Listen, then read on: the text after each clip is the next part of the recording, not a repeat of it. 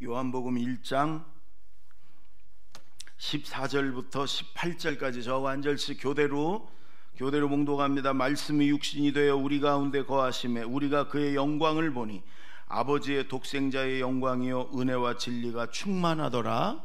요한이 그에 대하여 증언하여 외쳐 이르되 내가 전에 말하기를 내 뒤에 오시는 이가 나보다 앞선 것은 나보다 먼저 계심이라 한 것이 이 사람을 가리킴이라 하니라. 우리가 다 그의 충만한 데서 받으니 은혜 위에 은혜로라.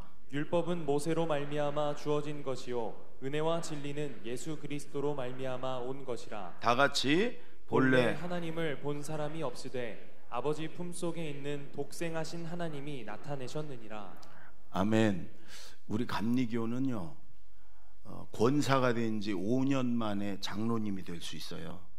그런데 교인이 세례받은 장년이 30명이 있어야 한 명이 장로님이 돼요. 우리 교회가 지금 21분이 계시고 5분이 26분이 계신데 우리 교회가 입교인이라는 장년 세례교인이 한 1,500명 정도는 될 거예요. 2,000명, 1,500명, 2,000명 가까이 될 거예요. 그러면 30명당 그러면 몇 명? 한 60명은 세울 수 있는 거죠. 장로님들을. 그래서 저는 예전에 우리 교회가 장로로 세운 게 딱 20년 됐어요. 우리 두 분 오선대 김광순 장로님을 세우고 20년 됐는데 지금 이제 26분 되신데 저는 그때 처음 세울 때 우리 교회가 장로님이 한 100명쯤 됐으면 좋겠다 이렇게 생각했어요. 그래서 앞으로 좋은 장로님들이 많이 세워질 거예요. 기도 많이 하고 겸손하고 충성되고 이런 장로님들이 좀 많이 좀 세워졌으면 좋겠어요. 우리 젊은 집사님 권사님들이 그런 우리 제자들 교회 장로가 돼서 열심히 더 충성하겠다 이런 마음 가지세요. 기도 많이 하고 첫 번째가 새벽 기도 안 하는 사람 장로 되려고 생각도 하지 마요. 그렇잖아요. 아니 장로님쯤 됐으면 새벽 기도 하면서 교회와 가정과 나라를 위해 기도해야죠. 기도하고 그 다음에 더 하나님의 교회와 하나님 앞에 충성되고 복음 전하고 이런 사람이 좀 많아져서 정말 우리 교회 장로님이 한 100명쯤 됐으면 좋겠다 생각되고 또 하나는 앞으로는 우리 감리교회는 여자 장로님도 똑같아요.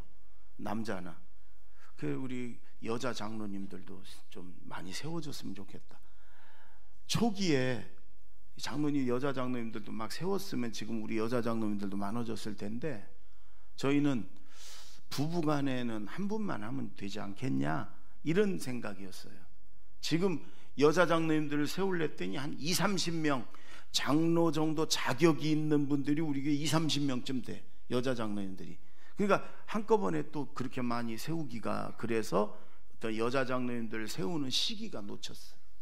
그러니까 앞으로는 여자 장로님들도 좀 젊은 분들 중에 많이 세워가지고 교회를 위해서 하나님을 위해서 많이 목사님이 나를 얘기하는구나. 나보고 여자 장로 나 보고 하는구나. 맞아요. 그렇게 천명인 권사님 맞아요. 시기를 조금 놓쳤을 뿐이에요. 근데 앞으로 좋은 장로님들이 많이 정말 세워졌으면 좋겠다. 그래야 교회가 더 아름다운 교회, 건강한 교회가 되니까 그랬으면 좋겠어요. 젊은 분들이 그런 꿈을 가지고 열심히 기도하고 신앙생활 했으면 좋겠어요. 여러분 가끔 살다 보면 만나고 싶은 사람들이 있어요. 저는 지난주에 저 천안의 오병이어 교회에 장동근 목사님이 그렇게 보고 싶었어요. 며칠 전부터. 그래서 그 가족들 여러분 버려진 부모로부터도 버려진 자매들 딸로 삼아가지고 가족으로 살고 또 상처받은 사람들 이렇게 같이 가족으로 그래서 아둘람 공동체 그래서 가족으로 이렇게 살아. 그런 사람들과 함께 살기 위해서 자녀들도 안 낳고 자기는 자녀들도 사모님하고 안 낳기로 하고 가족으로 사는 그런 천안에 그레이스 세븐 그래가지고 이 작업장과 전시실과 또 카페를 이렇게 만들어서 천안 그 예술의 전당 앞에 가면 파스타가 그렇게 맛있고 카페가 있어요. 여러분 혹시 천안 가면 한번 들러보세요. 거기를 이제 갔어요. 너무너무 반갑게 맞아주고 너무 행복했어요. 그리고 2층에 십자가 전시실, 우리 교회 십자가 전시했었잖아요. 그거를 전시를 쭉 해놔서 보다가 제가 마음에 탁 드는 작품이 있어가지고 하나를 샀어요. 이거 좀 팔아라. 그래서 샀어요. 그랬더니 이 목사님이요, 대작이 몇 개 있거든요. 아주 큰, 그걸 하려면 몸이 목사님이 수술도 하고 불편해가지고 이게 몇 달이 걸리는 작업이에요. 그리고 그는 가격으로도 아마 1,000만 원도 훨씬 넘는 거예요. 근데 그거를 저한테 목사님 선물로 드리고 싶다는 거예요. 그분은 선물을 일체 우리 교회 왔었을 때도 요매는 거 주면서 목사님과 절대로 받았다고 얘기하지 말라고, 그렇게 안 주는 분이에요, 작품을. 근데 대작을 주는 거예요. 여러분 어디 가서 얘기하지 마세요. 그냥 받았다고. 대작을. 왜 그러냐 그랬더니 여러분 지금 로비에 있어요. 사무실 앞에 큰 십자가 생명나무, 그 예수님이래요. 그리고 거기에 십자가 세 보면 12개가 있는데 그 12제자, 제자들을 그 생각하면서 그걸 만들었대요. 철로다가 이렇게 만든 거예요. 그러면서 제자들 교회 꼭 맞을 것 같대. 그러면서 목사님 드리고 싶대요. 염치가 없지만 그거 만들려면 몇 달을 걸려서 그래야 되지만 그냥 주겠대는, 그냥 선물로. 염치가 없는데도 가만히 생각해 봤어요. 우리 교회 로비에 저걸 놓으면 참 좋겠다. 제자들 교회에 딱 맞는 것 같다. 그래서 그랬어요. 염치 없지만 주문 받겠다고. 그래가지고 여러분, 그래가지고 그 다음날 혼자는 들지도 못해요. 우리 부목사님, 전사님은 4명인가 5명이 가가지고 실어 왔어요. 그런 건 오래 끌면 안 돼. 바로 실어 와야 돼. 그래가지고 그 다음날 바로 실어 와서 지금 여러분 1층 로비의 사무실 앞에 있어요. 그걸 보면서 여러분 그 조그만 십자가가 저게 나다. 그 예수님의 제자다. 우린 제자니까. 여러분 그걸 볼 때마다 저렇게 제자가 돼야 되겠다. 이렇게 제자로 삽시다. 아멘. 제자가 됩시다. 근데 그 목사님을 보고 이제 그 가족들, 이은정 전도사, 이슬 자매, 정말로 지옥처럼 살다가 목사님 만나서 정말 너무너무 행복하대요. 지금은 그들을 만나고 또 파스타를 같이 먹고, 그러고 와서 지금까지도 그들을 생각하면요 행복해요. 마음이 뿌듯하고 좋아. 거기다가 선물도 줘서 더 좋지 뭐. 여러분 예수님을 만났던 사람들은 전부 다 그랬을 거예요. 늘 행복했을 거예요. 저는 우리 제자들 교회 모든 성도님들 만난 사람들마다 그렇게 행복하고 좀 뿌듯하고 기쁘고, 아멘. 그랬으면 좋겠어요. 그게 제자예요, 제자. 우리를 만난 사람들이 기분 나쁘고 짜증이 나고, 그러면 안 되잖아요. 우리를 만난 직장에서든 거래처든 뭐 어디서든 우리를 만난 사람들이 우리의 사랑과 섬김을 통해서 그들이 행복하고 뿌듯하고 예수님이 생각나고 좀 그랬으면 좋겠어요. 그게 제자다. 제자로, 주님의 제자로 여러분 사십시다. 아멘. 그럼 제자가 되려면 예수님을 더 잘 알아야 되잖아요. 요한복음은 예수님을 아주 깊이 있게 알게 그렇게 기록한 말씀이에요. 그래서 오늘도 이 말씀을 통해 예수님을 더 깊이 알고 주님의 제자가 됩시다. 아멘. 14절을 다시 한번 읽습니다. 시작. 말씀이 육신이 되어 우리 가운데 거하심에 우리가 그의 영광을 보니 아버지의 독생자의 영광이요 은혜와 진리가 충만하더라. 그대로 놔둬요. 다시 한번 천천히 뜻을 생각하며 읽습니다. 시작. 말씀이 육신이 되어 우리 가운데 거하심에 우리가 그의 영광을 보니 아버지의 독생자의 영광이요 은혜와 진리가 충만하더라. 여러분 1장 1절에 말씀이, 태초에 말씀이 계시니라 그랬잖아요. 그 말씀이 하나님과 함께 계셨고 그 말씀이 하나님이셨고 그 말씀을 통해서 온 천지 만물이 만들어졌다, 그렇게 되어 있잖아요. 근데 그 말씀이 육신이 됐다는 거예요. 우리 육신처럼 이렇게 됐다는 거예요. 하나님이, 창조주가 우리 가운데 거하시고, 육신이 돼서 우리 가운데 거하시고, 그리고 우리가 그의 영광을 보니까 하나님 아버지의 독생자의 영광이더라. 그리고 그분에게는 은혜와 진리가 충만하더라. 예수님이라고 제가 그랬잖아요. 예수님이 창조주이신데, 창조주 하나님이신데 우리처럼 육신이 되어서 오셨는데 그분은 아버지의 독생자였고, 그리고 예수님에게는 은혜와 진리가 충만했다. 여러분, 요한복음 전체 핵심과도 같은 말씀이고 기가 막힌 말씀이에요. 하나님이, 창조주가 육신이 되었다.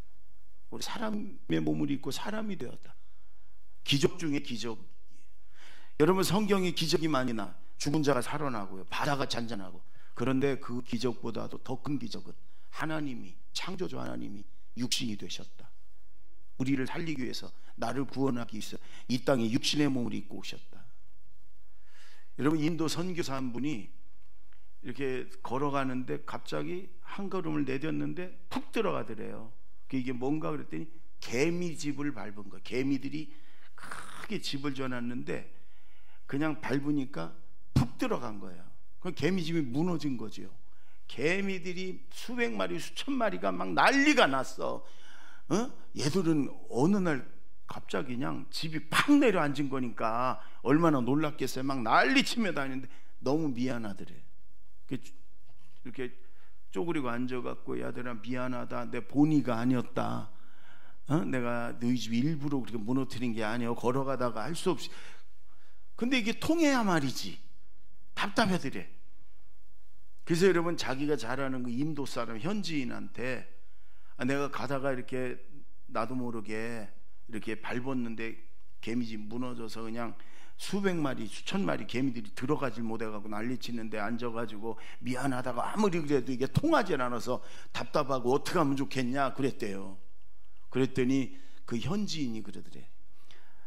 선교사님은 다시 태어나면 개미로 태어나세요. 그리고 개미한테 사과하세요.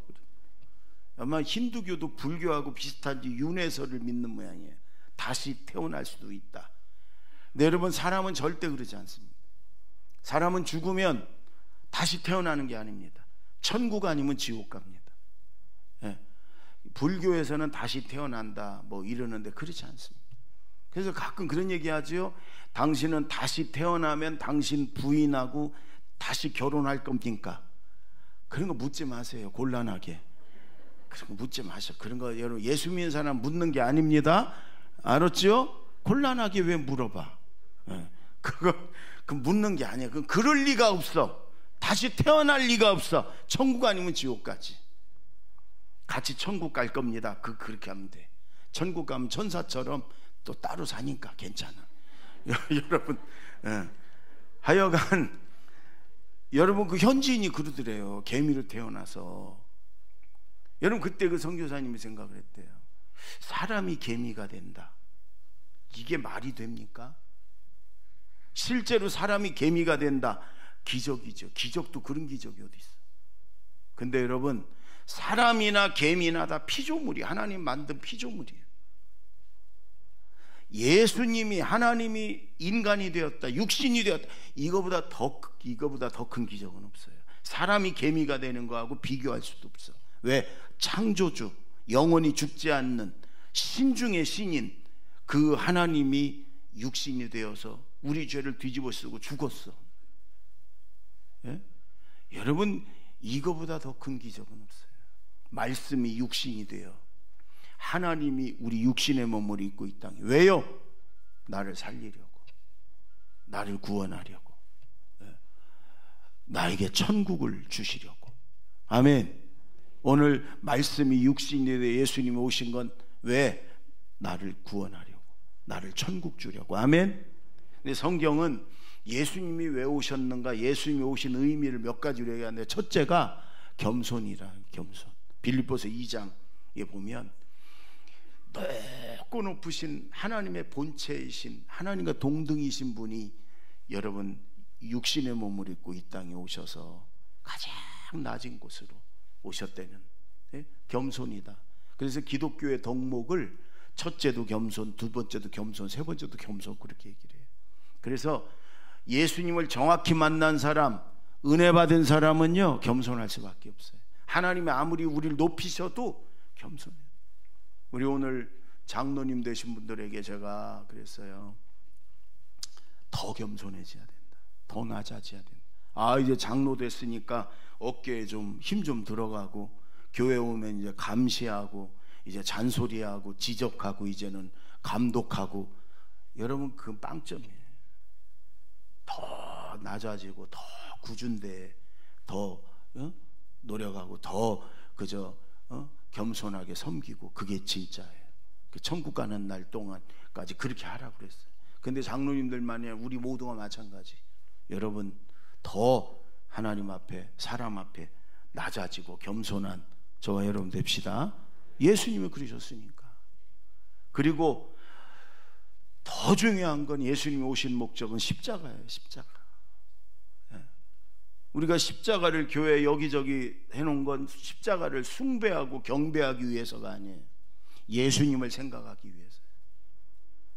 우리는 죄인이라 죄의 값을 지고 죽고 지옥에 가지만 우리 스스로 우리 죄를 해결할 수 없기 때문에 하나님이신 예수님이 이 땅에 오셔서 육신의 몸을 입고 오셔야 우리 죄를 뒤집어 쓰고 죽을 수 있기 때문에, 그래서 육신의 몸을 입고 십자가에서 우리 죄를 다 떠맡고 담당하고 짊어지고, 그리고 십자가의 죄의 값은 사망이라 피 흘려서 한 방울의 피도 남기지 않고 다 흘려서 죽으셨어요. 죽어야 죄값을 치르는 거니까 죽으셨어요. 그리고 사흘 만에 우리의 의의를 증명하기 위해서 부활하셨어요. 그 십자가를 위해서 나를 살리려고, 나를 지옥 가지 않고 나를 천국 가게 하려고 예수님이 오셨어요. 아멘. 대속물로 우리에게 하나님이 예수님을 주셨어요. 구약의 속죄 양처럼 죄를 다 뒤집어 씌우고 죽인 속죄 양처럼 예수님이 그렇게 십자가에서 죽으시고 나를 천국 가게 하려고 오셨어요. 아멘. 예수님 왜 오셨어요? 왜 육신의 몸을 입고 이 땅에 오셨어요? 나를 살리려고 오셨어요. 나에게 천국을 주려고 오셨어요. 십자가에 죽으시러 오셨어요. 아멘. 또 하나는 예수님 왜 오셨냐? 늘 우리가 아는 임마누엘 하나님을 보여주려고 오셨어요. 여러분, 하나님은 영이시라 안 보여. 육신을 가지고 우리가 볼 수가 없어요. 그런데 구약의 성도들이 늘 그랬어요. 하나님을 좀 보여달라고. 예수님이 육신의 몸을 입고 오셨어요. 제자들 중에 어리석은 제자들이 예수님, 하나님 좀 보여주세요. 그때 예수님이 그러셨어요. 나를 본 자는 하나님을 본 거다. 하나님과 나는 동일하신 분이야. 너희가 나를 보면서도 그래 하나님을 보여달라고 그러냐? 우리에게 전능하신 창조주 하나님을 보여주려고, 그리고 그분이 우리와 늘 함께 하신다는 걸 보여주려고 오셨어요. 아멘. 여러분, 예수님은 부활 승천하셨지만 성령과 바톤 터치해갖고 성령으로 다시 오셔서 우리가 예수님을 믿고 예수님을 받아들이면 그 예수님의 영인 성령이, 예수님 대신 오신 성령이 우리 안에 영원히 거하는 줄로 믿습니다. 그래서 예수 믿는 사람은 나 혼자 사는 게 아니라 내 안에 계신 예수님과 동행하는 거예요. 함께 사는 거예요. 아멘. 그래서 더 겸손하게 사는 거예요.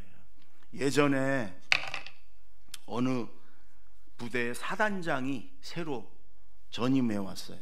별 2개. 군대에서 별 2개면요 굉장히 높은 거예요.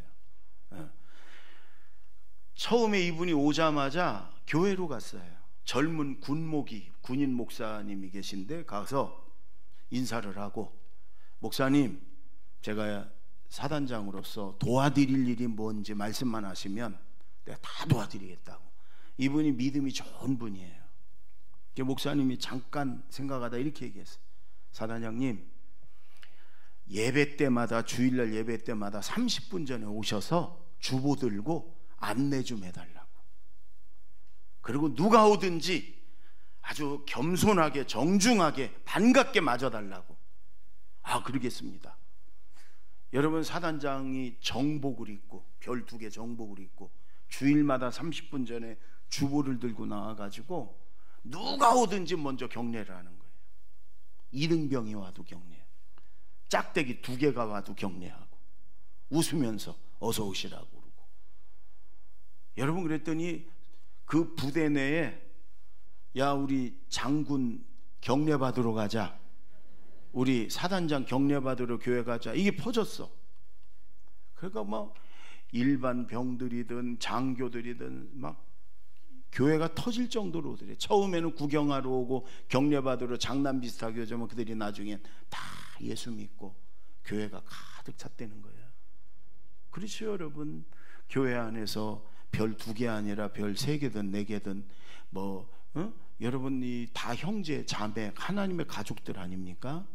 그렇게 겸손하게 우리가 여러분 교회 안에서만 아니라 밖에서도 예수님 닮은 겸손한, 왜? 예수님이 오셔 십자가에서 나를 위해 죽으셨으니까, 그리고 나를 살리셨으니까, 우리가 우리 안에 예수님이 계시니까, 성령이 계시니까 겸손한 하나님의 자녀로 언제나 주님과 동행하며 사는 저와 여러분 되기를 바랍니다.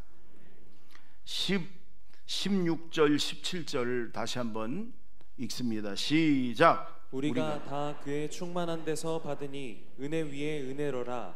율법은 모세로 말미암아 주어진 것이요 은혜와 진리는 예수 그리스도로 말미암아 온 것이라. 여러분, 예수님을 생각하면서 잘 들으셔야 돼요. 지금부터는 잘 들으셔야 돼요. 은혜와 진리 2가지가 충만한 분이라고.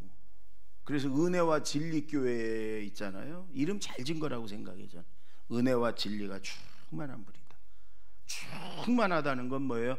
저수지에 물이 가득 차가지고 논이나 밭으로 물을 그냥 흠뻑 이렇게 보내주는 거 아니에요? 예수님 안에는 은혜와 진리가 충만하다. 은혜는 뭐냐? 자격이 없는 자에게 주어지는 하나님의 모든 선물, 사랑을 은혜라. 이렇게 우리가 하나님이 용서하셨고 우리에게 천국을 주셨고 우리에게 응답도 주시고 축복도 주시고 우리에게 하늘의 평안과 기쁨도 주시고, 여러분 이게 전부 다 은혜라고. 은혜. 근데 우리가 자격이 없어요. 죄인일 뿐이고 공로도 없어요. 그런데도 하나님이 긍휼히 여겨서 부어주시는 모든 걸 은혜라고 그래요. 그 은혜가 예수님 안에 충만하기 때문에 우리가 주님 앞에 나아가기만 하면 그 은혜를 부어주세요. 근데 또 하나는 진리란 말이에요. 이건 진실함, 참됨 이런 거란 말이에요. 여러분, 예수님은 진리 그 자체, 속임수도 없고 거짓도 없고 과장도 없어요. 그래서 예수님 안에는 진리가 충만하기 때문에 예수님은 그 진리를 우리에게 또 부어주시는 거예요. 그래서 우리도 예수님처럼, 작은 예수처럼 은혜와 진리가 충만한 삶을 살아야 되는 거예요. 아멘. 그런데 우리는 은혜는 좋아해. 은혜는 용서받고 축복받고 응답받고, 은혜는 맨날 불쌍히 여겨주세요, 은혜 주세요 그래요. 근데 진리도 충만해서 우리가 진실하고 정직하고 진리 가운데 거하고 거룩하고 성결하게 살아야 되는데 그건 별로 우리가 좋아하지 않아요. 여러분, 우리 신앙생활은요 균형이 중요해요. 우리 육체도 마찬가지예요. 균형이 중요한 건데, 은혜는 너무 좋아해. 공짜로 받는 거, 그냥 자격 없어도 받는 거, 주세요 주세요 그래. 은혜를 받았으면 그 다음에 진리 가운데 거해서 진리 안에 충만하고 진리의 영인 성령님과 함께 동행해야 되는데 우린 그건 약해. 그럼 어떻게 돼요 여러분? 은혜는 좋아하고 용서받는 건 좋아, 축복을 좋아하는데 진리 가운데 거하지 않으면 어떻게 돼요? 도덕 불감증에 걸려요. 윤리가 무너져요. 오늘 교회와 성도들이 사회에 지탄을 받는 게 그런 거예요. 왜 정직하지 않냐? 왜 예수님을 믿는다는 제자들이 왜 진실하지 않냐? 그렇지 않아요? 아니 6살 7살짜리 아이 데리고 목욕탕 가면 목욕탕비 그거 내지 왜 4살이라고 속이냐고. 엄마 나 6살인데 가만히 있어. 왜 그러냐고. 에? 그거 좀 내지. 여러분, 우리가 살아가면서 곳곳에서 그 조그만 이득 이런 거 보려고 욕심 때문에 우리가 얼마나 많은 거짓말들을 해요. 진리 가운데 거하지 않는 거예요. 그런데 오늘 예수님을 얘기하면서 은혜도 충만하지만 진리도 충만한 분이다. 오늘 말씀을 들으면서 여러분, 나는 뭐가 부족한가? 또 이런 분이 있어요. 반대로 은혜는 없는데 진리로 충만한 분이에요. 막 자기 의의를 가지고 사는 분이에요. 그런 분들은 특히 판단을 잘하고 정죄를 잘하고 남을 비판을 잘하는 사람들이에요. 진리는 충만한데 은혜는 없는 거예요. 그것도 문제예요. 그러면 현대판 바리새인들이 되는 거예요. 여러분, 우리가 한쪽에만 이렇게 치우쳐 있는 신앙생활이 아니라 은혜도 충만하고 진리도 충만하고, 아멘. 그럴 때 여러분, 우리가 저 사회에 나가서 사회를 구원하고 변화시키고 그러는 거예요. 우리의 말을 믿어주는 거예요. 초기에 여러분, 우리나라 그리스도인들이 초기에는 1%도 안 됐어요. 1%도. 근데 그때는 예수 믿는 사람들이 다 애국자고 이 나라의 지도자들이었어요. 안창호 선생님, 이상재 선생님, 다 그런 분들이. 안 믿는 사람들도 그분들을 다 인정하고 따랐어요. 왜? 그들은 진실했거든요. 정직했거든요. 은혜만이 아니라 진리로도 충만했거든요. 여러분, 은혜와 진리가 충만한 주님의 제자들이 되기를 바랍니다. 그게 진짜 예수 믿는 사람들이에요. 지난주에 제가 컴퓨터를 보는데 인터넷에 이런 기사가 떴어요. 세계적인 가수 중에 레이디 가가가 있어요. 레이디 가가. 이름이 레이디 가가. 뭐가 승인? 가가가 승인가? 가가 간가? 레이디 가가. 아마 젊은 사람들은 다 알아요. 근데 애완견을 3마리를 길렀대요. 근데 바쁘니까, 전 세계적으로 다니느라고 바쁘니까 애완견을 산책시키는 도우미가 있답니다. 도우미가 애완견만 산책만 시켜. 그리고 돈을 받는. 근데요, 지난주에 개 2마리가 납치가 됐고 1마리만 피했고, 이 도우미는 총에 맞았어요. 그러니까 누군가 의도적으로 이 개를 납치를 한 거예요. 그리고 도우미는 죽지는 않았는데 총에 맞아서 부상을 당했어요. 근데 레이디 가가가요, 이렇게 얘기를 했어요. 그 개 2마리를 돌려만 주면 50만 달러를 주겠다. 묻지도 따지지도 않겠다. 추궁 일체 없겠다. 그냥 강아지만 2마리 보내주면 그 사람에게 50만 달러, 5억 5천만 원을 그냥 주겠다. 이렇게. 혹시 여러분 중에 가지고 계신 분은 보내시고 5억 5천만 원을, 전 그 기사를 보고요, 물론 돈이 많은 사람이니까 그랬겠지만 그 강아지 값은 절대로 5억 5천을 넘지는 않을 거예요. 무슨 개가 5억씩이나 가. 근데 그 레이디 가가는 그 강아지를 사랑하는 거죠. 가족이라고 생각하는 거죠.